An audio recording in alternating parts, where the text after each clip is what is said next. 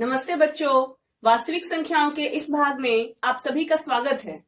जैसा आप लोग जानते हैं कि हम लोग क्लास 9 में पढ़े थे कि दशमलव प्रसार जो होते हैं परिमेय संख्याओं के, या तो वो शांत होते हैं या अशांत आवर्ती होते हैं। हम लोग को इसी के बारे में क्लास 10 में भी पढ़ना है। आइए हम लोग इसे देखते हैं। परिमेय संख्याओं के या तो शांत दशमलव प्रसार होते हैं या फिर अशांत आवर्ती दशमलव प्रसार होते हैं। हम लोगों ने एक परिमेय संख्या सोची है p/q, जहां पर q जो है वो 0 के बराबर नहीं है, अर्थात ये मेरा अंश है, ये हर है। हर किसी भी स्थिति में 0 के बराबर नहीं होना चाहिए। हम लोग इसका एक उदाहरण लेते हैं, 0.375। इसे हम लोग लिख सकते हैं 375/1000। हम लोगों ने यहाँ 1000 क्यों लिखा? क्योंकि दशमलव के बाद 3 संख्याएं हैं, इसलिए हम लोग इसके हर में 1 के बाद 3 शून्य देंगे। अब इतने के बराबर 375/1000 का हम लोग लिख सकते हैं 10⁻3। अब इसको फिर से और तोड़ेंगे। जो यहाँ 375 है, इसको हम लोग लिख सकते हैं 3 × 125। जो नीचे 10⁻3 है, इसको हम लोग लिख सकते हैं 2⁻3 गुना 5⁻3। 2⁻3 क्या होता है? 2 × 2 × 2 यानी 8। 5⁻3 क्या होता है? 5⁻3 होता है 5 × 5 × 5 यानी 125। तो 125 × 8 हमारा आता है 1000। इसको फिर आगे और हम लोग लिखेंगे तो 3 × 5⁻3 बटे 2⁻3 गुना 5⁻3। अब यहाँ 5/3 और 5/3 दोनों आपस में कट जाएंगे और मेरे पास बचेंगे 3/2⁻3।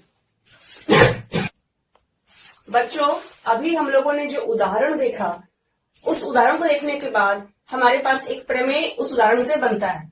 प्रमेय मेरा इस प्रकार है कि मान लीजिए x एक ऐसी परिमेय संख्या है जिसका दशमलव प्रसार शांत है। यहाँ पर शांत और अशांत आवर्ती, इसका अर्थ है कि शांत अर्थात वो पूरा पूरी धीरे धीरे करके कट जाएगा, और अशांत आवर्ती अर्थात उसका आवर्तन होते रहेगा। जब यहाँ दशमलव प्रसार शांत है, तब x को हम लोग p/q के बारे में p/q की तरह उसे हम लोग लिख सकते हैं। जहां पर p और q क्या है? जहां पर p और q सह अभाज्य है। सह अभाज्य अर्थात वो दोनों एक दूसरे से नहीं कट रहे हैं। अभाज्य मतलब जो आपस में नहीं कटे। तथा q का अभाज्य गुणनखंड 2⁻n और 5⁻m के रूप में है, जहां पर n और m कोई ऋणेतर पूर्णांक हैं। आइए हम लोग अब उस उदाहरण के विपरीत दिशा में काम करें।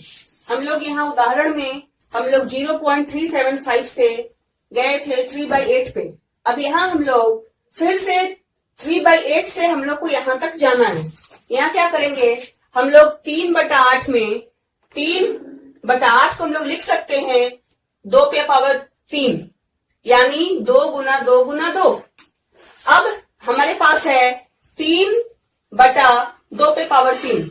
अब हम लोगों ने क्या किया? इसका तुल्य भिन्न प्राप्त करने के लिए हम लोगों ने यहाँ 5⁻3 से अंश में भी गुना किया है और 5⁻3 से हर में भी गुना किया है। ये तरीका है तुल्य भिन्न प्राप्त करने का। यानी तुल्य भिन्न मतलब ये दोनों का मान, इसका मान बराबर होगा। हम लोग किसी भी एक संख्या से ऊपर भी गुना करते हैं और नीचे भी गुना करते हैं। अब इसमें गुना करने के बाद इसको हल करने पर 5 × 5 × 5 125 × 3 375 और 2⁻q 8 होता है, 5⁻q होगा 125। 125 × 8 हमारा होता है 1000, जिसको हम लोग लिख सकते हैं 10⁻q। इसको अब दशमलव में बदलने के लिए जब हम इसे भाग देते हैं 1000 से, तो हमारा आता है 0.375। अर्थात इसका हमारा निष्कर्ष क्या निकला कि मान लीजिए x बराबर p/q के रूप की एक परिमेय संख्या है। ये हो गया हमारा p/q, जहां q 2⁻n और 5⁻m के रूप का है। हम लोगों ने फिर q को बदला है, जहां हमें 2⁻n और 5⁻m का रूप मिल रहा है। तब इसके बाद ऋण को हम लोग a बाई बी के तुल्य परिमेय संख्या के रूप में बदल सकते हैं, जहां पर b क्या है, b 10 की घात है।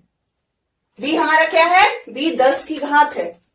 तब इस स्थिति में x का दशमलव प्रसार जो है वो शांत होता है। आइए हम लोग अब अगले प्रमेय की ओर बढ़ते हैं।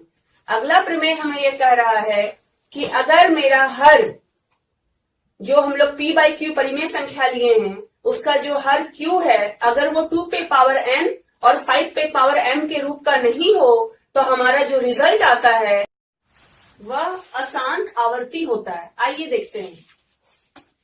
मान लीजिए x बराबर p बाई क्यू एक परिमेय संख्या इस प्रकार की है कि q का अभाज्य गुणनखंड 2 पे पावर n 5 पे पावर m के रूप का नहीं है, जहां nm ऋणेतर पूर्णांक है। तब x का दशमलव प्रसार अशांत आवर्ती होता है। आइए इसका एक उदाहरण देखते हैं। जैसे 1/7 हम लोग 7 से 1 में भाग देंगे।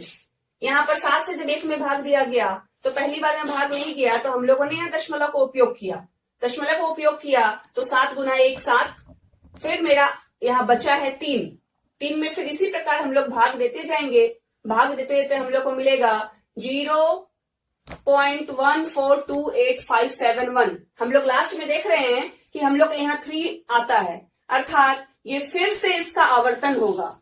तो हम लोग यहाँ देख रहे हैं कि जिसका Q इस रूप में 2 पे पावर n और 5 पे पावर m के रूप में नहीं हो, वहां पर हम लोग को कैसा दशमलव प्रसार मिलता है, वहां पर हम लोग को दशमलव प्रसार मिलता है अशांत आवर्ती।